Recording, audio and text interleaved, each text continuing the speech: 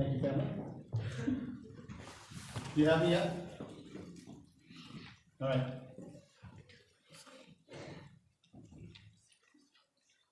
So last week I kind of spoke as a wrap-up for 2020, and this week I wanted to talk a little bit about mission. That's funny enough, yeah. And I know I'll get louder, so I'm kidding. I have some things, hopefully.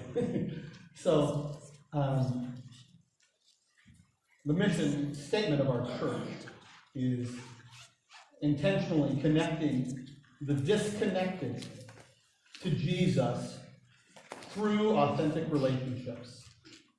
I didn't put that up here. We have a whole thing called a vision frame that the elders have worked on kind of all last year, the year before, and now we're trying to see how all this fits together. So I'm going to just restate that. Intentionally connecting the disconnected to Jesus through authentic relationships. It's essentially a restatement of the Great Commission, which we read and we're going to be memorizing. If you haven't memorized it already, through this coming month, we'll be stating it over and over on Sunday mornings. Making Christ followers, connecting the disconnected. We focused on those people that are the poor and the hurting, and as we discovered, our church has, I think, a unique opportunity to do that in our communities. We also understand that there's a lot of people, doesn't matter what kind of home they live in, what kind of car they drive, that are disconnected from Jesus. So we need to be making disciples throughout our communities. The people that you know, that work is a mission wherever you're at. And today I wanted to focus in particular on what do disciples do. I want to tell you a couple of stories here, and show you a couple of different people that at least one of them you might recognize. Some of you might recognize the other guy on the left here is a fellow named Rahat, or at least that's what he went by on YouTube. And he had a YouTube channel called The Magic of Rahat, and he would go out and do basically street magic. The type of guy, one of the funny things that he did was he would go to a drive-thru and he would order something, and then he would have a little secret compartment built so he could lean back. When he got up there, his car would drive up and it would look like there was nobody driving the car. And so they were like, what happened? How did this car get here? And so, and then he would talk to them from nowhere, and they were all freaked out. So it was just one of these kind of funny little YouTube channels. And he did a lot of different things.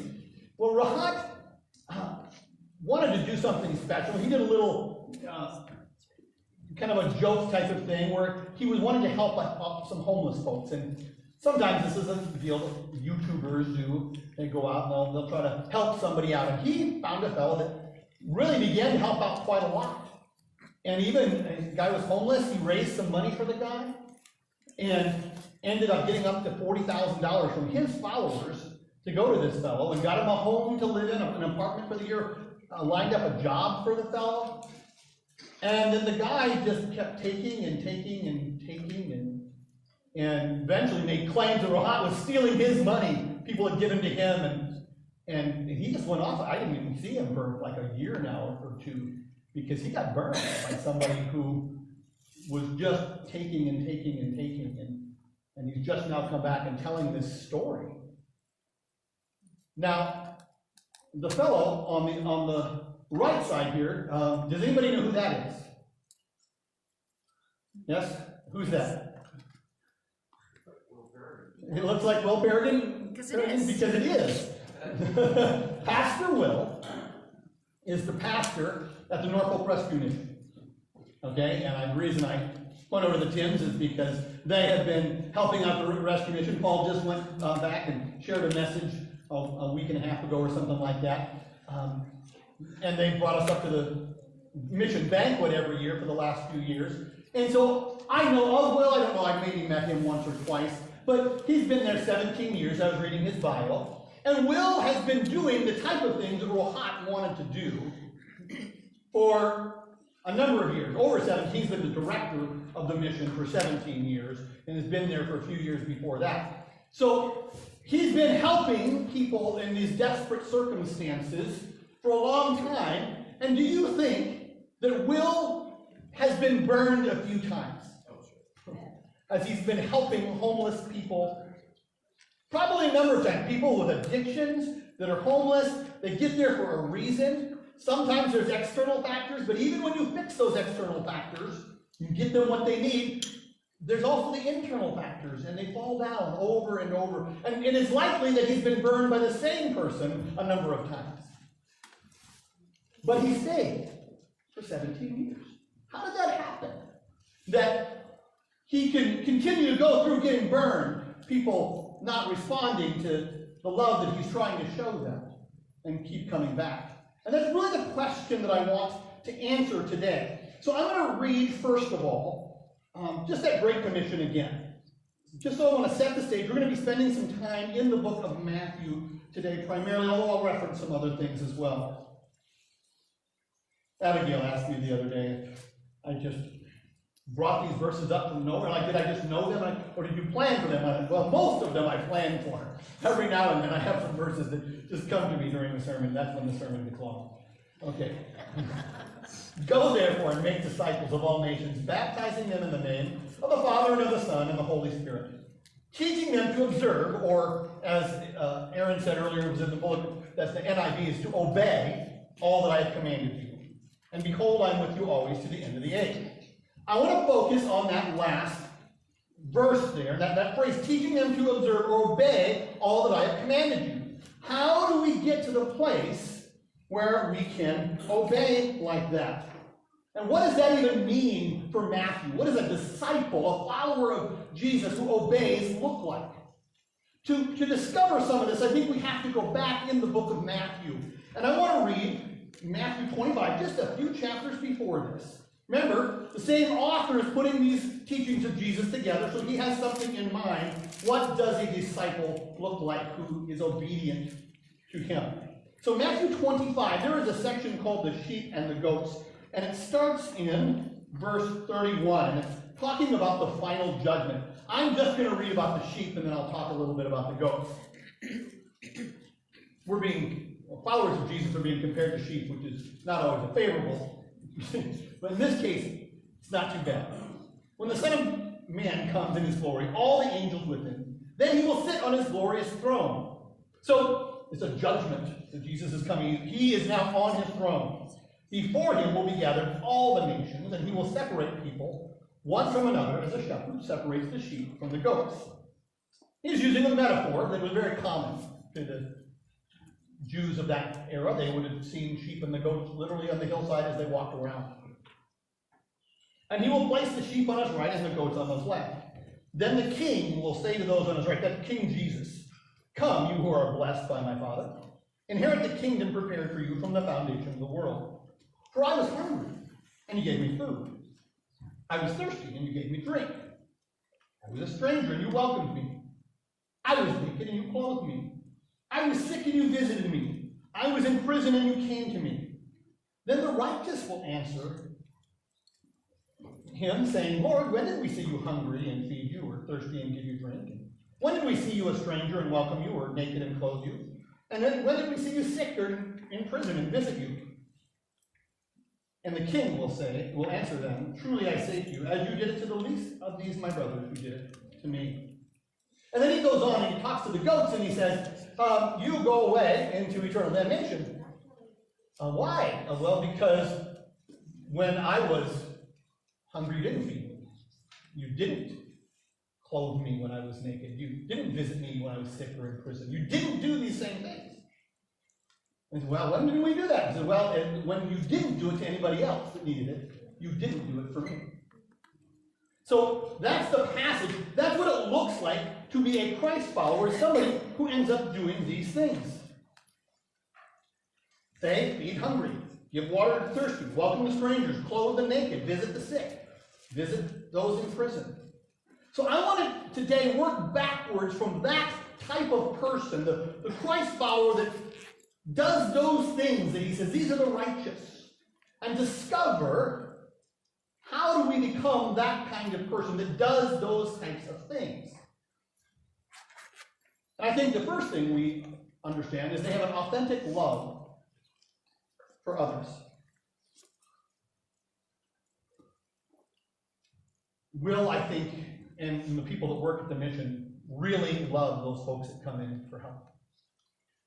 They have a real burden. Even if the folks themselves are not very lovely, they really love them, and they give sacrificially. It's a hard thing to do, to love somebody that's really hurting like that, that's really needy, and that might be taking and taking and taking. And so you have to really care about that person. See that person as a person. Maybe not as the world sees them at all, but see them, in fact, as somebody that's valuable, created in the image of God.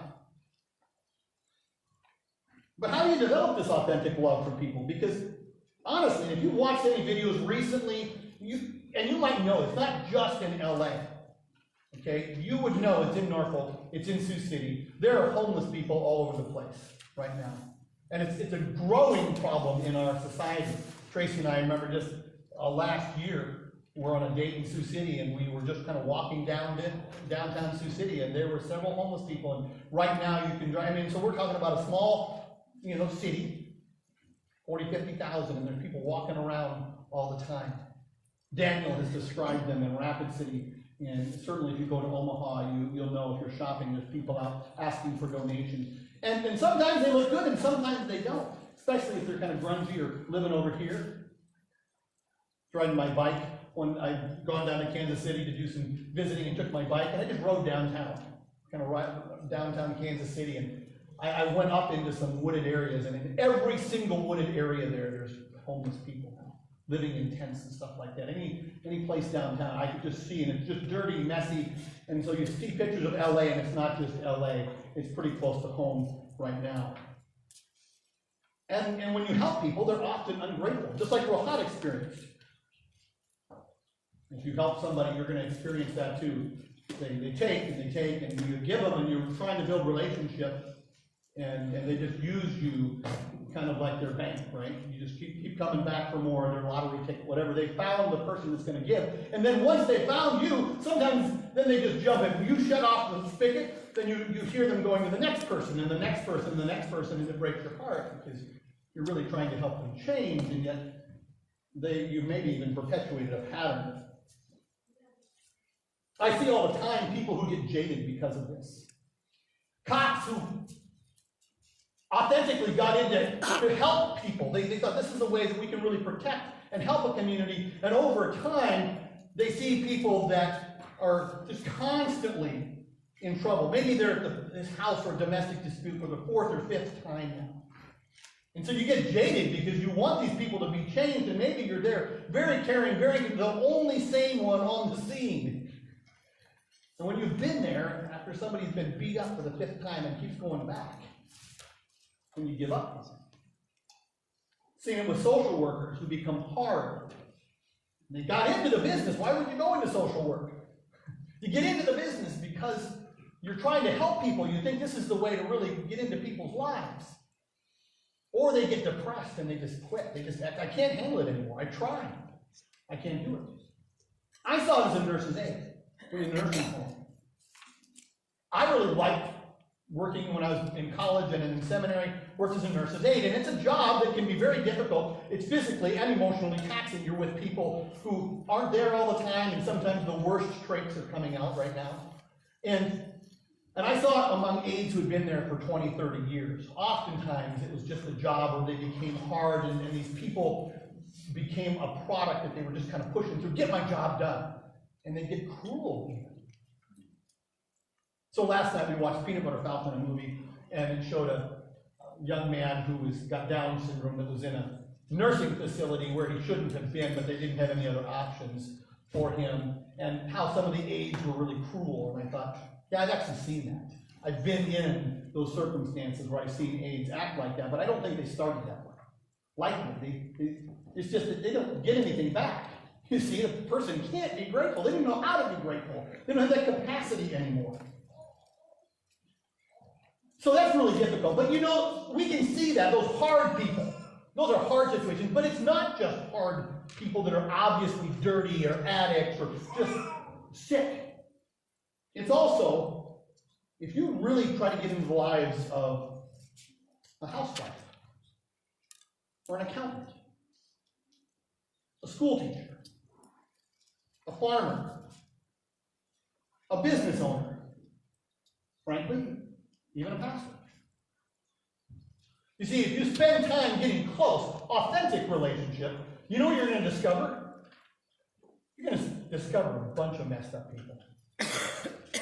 Right here in this room, a lot of us have some issues.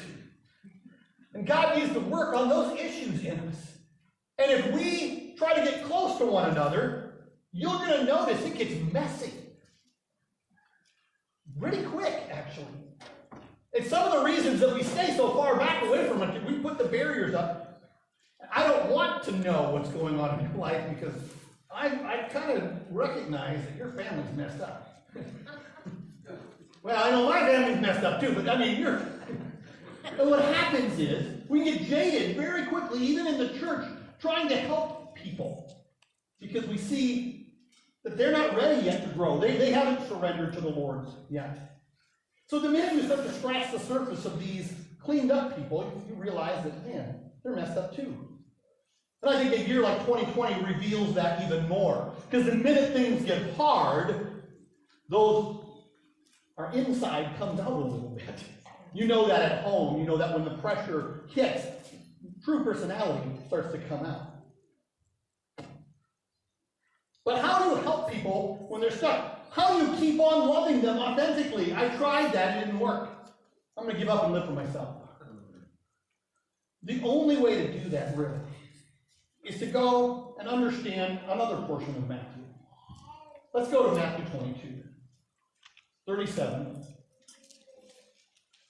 through 40.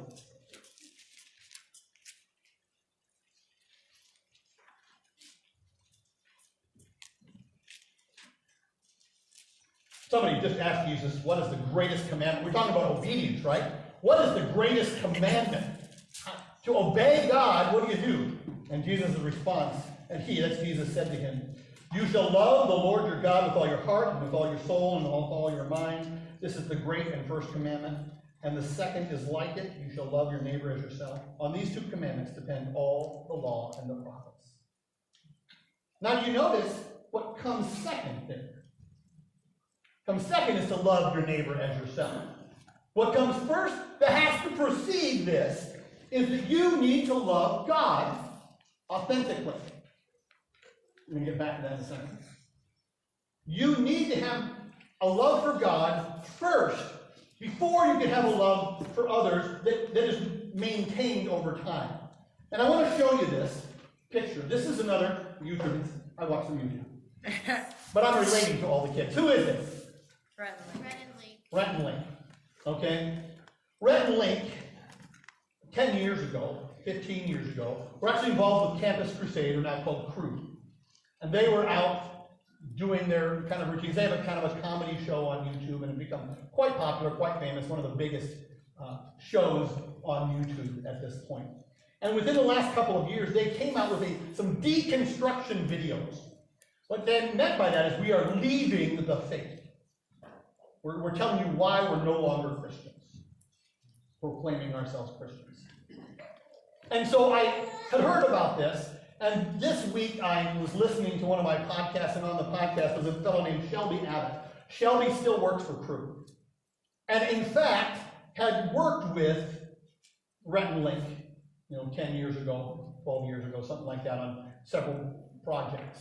And so he was describing his relationship with them and what he thinks happens. He wrote after these videos came out, he wrote an article in response to them. And one of the things he says, one of the things I never really heard from them. They knew all the right words. They grew up in Southern Christian culture.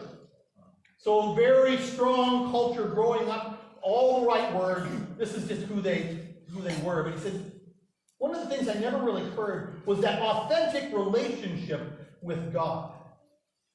They could talk about things, but they had never been broken before the Lord and understood that true, authentic relationship. Did they really know him in the first place? I don't think so. And what Shelby claims is that they weren't rejecting the true God, they were rejecting the Christian culture they had grown up in, and that's what they had called Christianity. And so I think that this probably happens to a lot of us. I think a lot of us go through the motions, especially if you've grown up in the church. But it can happen to any of us if you've been in the church for any length of time. What happens, we become, this is what it means to be a good Christian. We have this and this and this, and all the right things to do. And you might even learn the right things to say and look good. But do you really love God authentically? This is, I think, one of the main messages of the book of Matthew. Because Matthew is talking to Jews, trying to convince them that Jesus is their Messiah. We know that. This has a bunch of Jewish references. Luke is probably a gospel more focused towards Gentile, non-Jews, just because of how it's written. And in this book, Jesus really focuses on some things, the difference between just going through religious motions versus having a true heart of love for God. The Sermon on the Mount, Matthew 5 through 7, Jesus really makes a point of delineating between just following the law, like do not murder. He says, but if you say, Raka, or, I hate you to your brother, that's like murdering him in your heart. And so he's focusing on these very religious people. In fact, just a couple of chapters, chapter after the love chapter, the two great commandments, he's saying, woe to you, Pharisees. You're like whitewashed tombs. 7 times he's, woe to you. And these Pharisees were the highly religious people, those that went through all the motions and should have known God. But he's saying, you really don't know God. You look good on the outside and you're dead on the inside. And he's not saying that just to put them down. He's saying that to break in to the religious. Say, you guys think you know God, but you don't. I want to break in so you can have a true, authentic relationship with God.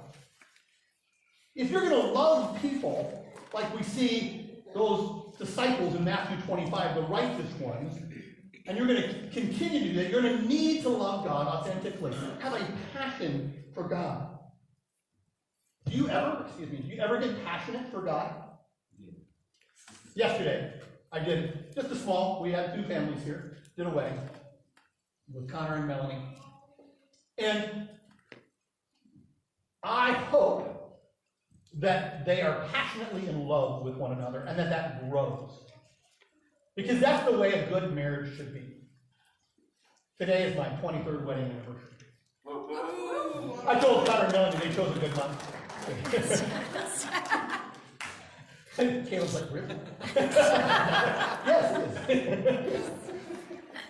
I passionately love my wife. I don't do it as well as I should. But I love Tracy. And hopefully she loves me. Confession? Yeah. So that relationship means I have emotion engaged. My life, my soul is engaged in this relationship. And I hope the same is true for Connor and Melanie, and it'll be true now and in 23 or 28 years as their parents, 27, 28, that they've had going. But I see people getting passionate about all kinds of things. I see them getting passionate about their sports teams.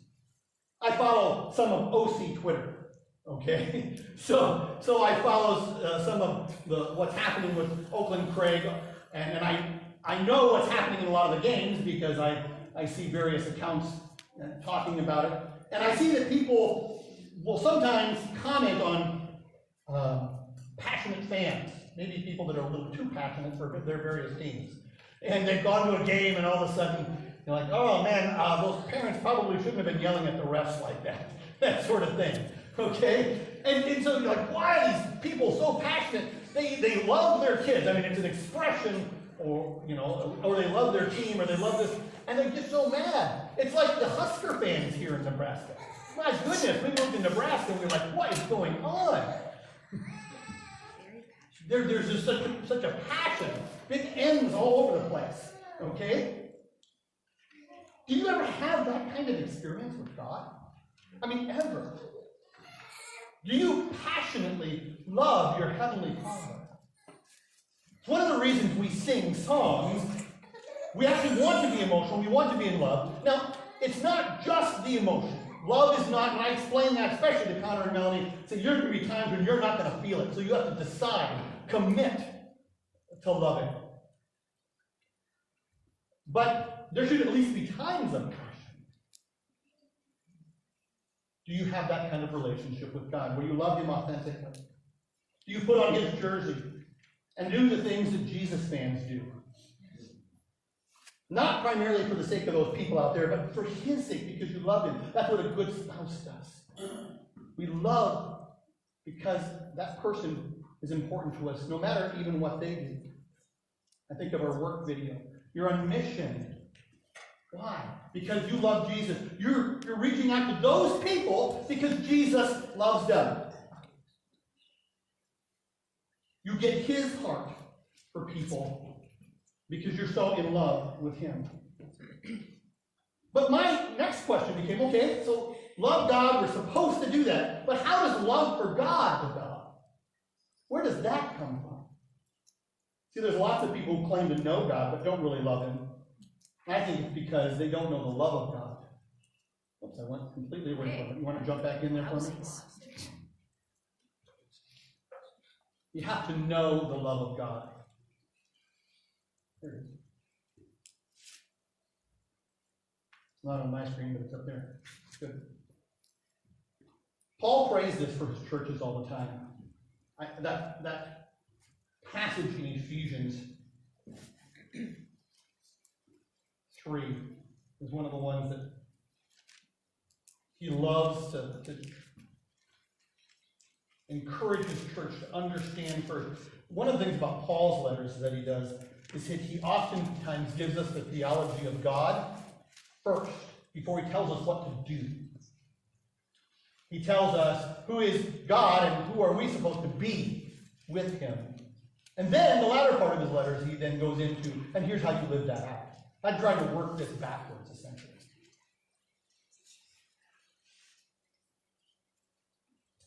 It says in Ephesians 3, we're going to start in verse 14. For this reason I bow my knees before the Father, for whom every family in heaven and earth is named, that according to the riches of his glory he may grant you to be strengthened with the power through his Spirit in your inner being, so that Christ may dwell in your hearts through faith, that you being rooted and grounded in love may have strength to comprehend with all the saints what is the breadth and the length and the height and the depth, to know the love of Christ that surpasses knowledge, that you may be filled with all the fullness of Christ. Do you know his love? Do you know how much he loves you? It's incredible. We love not because we generated that all by ourselves. And you're just supposed to go out and love God. No, you love because Jesus came. He died for you. You understand what it means that God came to die for his enemies. You see, when we think about loving those unlovable people, the way we can do that is we understand that's exactly what God did for us. That broken, homeless person that can't even do for themselves anything. That's who we are before Christ comes in. One of the problems the Pharisees had is they couldn't recognize that. They thought they were righteous because of their own works. They didn't understand that Jesus came to show us his righteousness, give us his righteousness, and that all of our righteousness is like filthy rags, Paul says in Philippians 3. And he was a good Pharisee.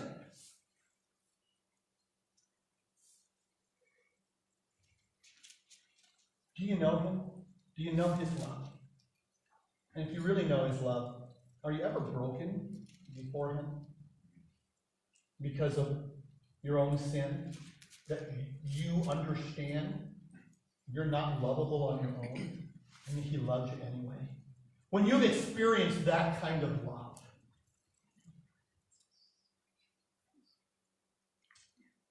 then you're filled up, and you can give it away. And it's not about you anymore. The people that followed Jesus to his death, the disciples described in Scripture, and that we've seen throughout time, were those who believed with their whole heart. They had experienced his goodness, his forgiveness, his love, and so they were willing to give it all up because they knew that he loved them and they were safe in his arms. And the upshot of this is that we're unique in the world then.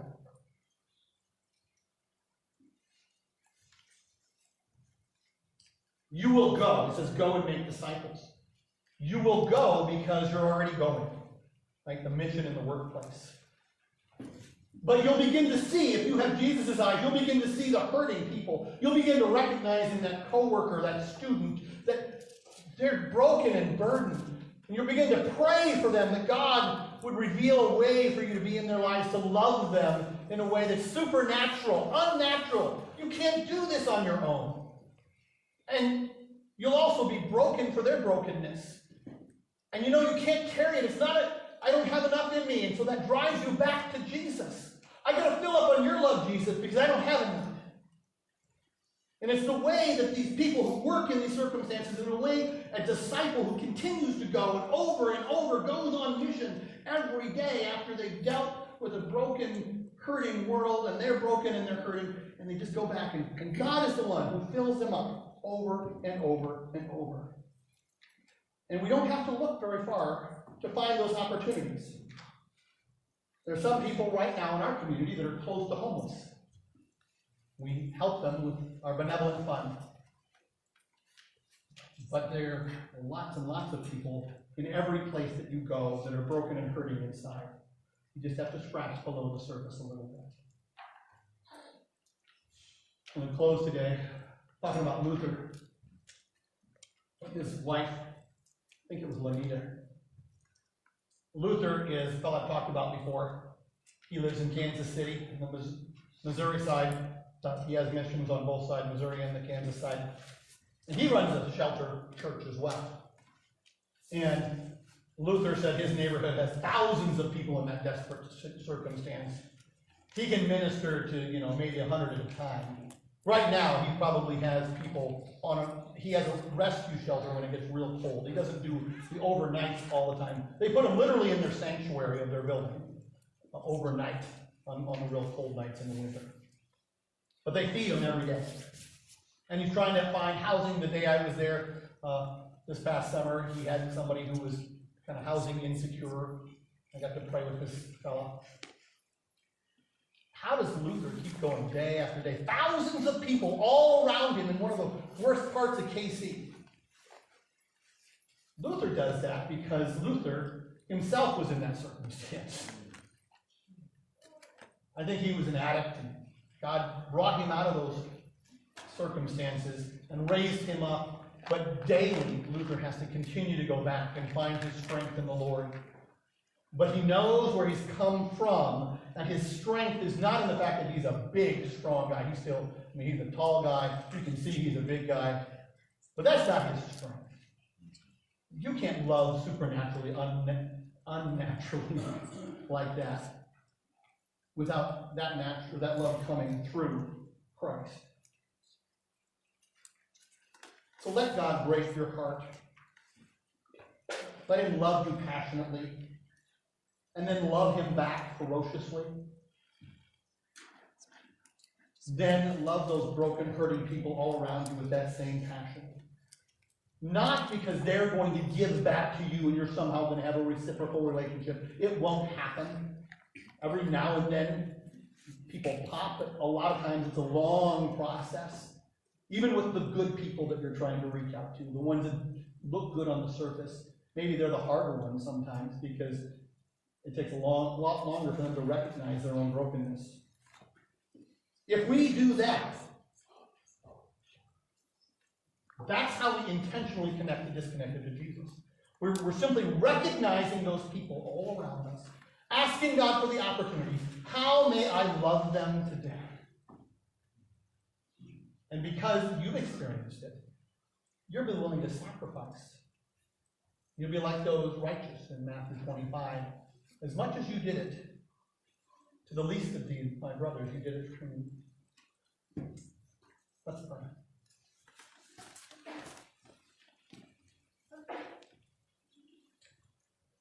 Dear Heavenly Father, I thank you for loving us. Help us to rest in your love. Lord, when we want to go out on our own strength, when we feel the need to help, we can see those needs and that's good. But help us not to go out just because we need to. If we need to stop, Lord, pull us back so we can rest in you and get filled up. Then, Lord, help us to love you passionately, to do all things because we love you. Out of that love, then, drive us to love others well, unconditionally, without expectation that we're going to be receiving back in kind, but with hope that you can transform lives, our lives and others. Help us to be that kind of loving light, not just on a hill in this community, but on the hills and the valleys and the workplaces and the schools, wherever you send us, we will be that light in a dark place. Give us your love, Jesus. Amen.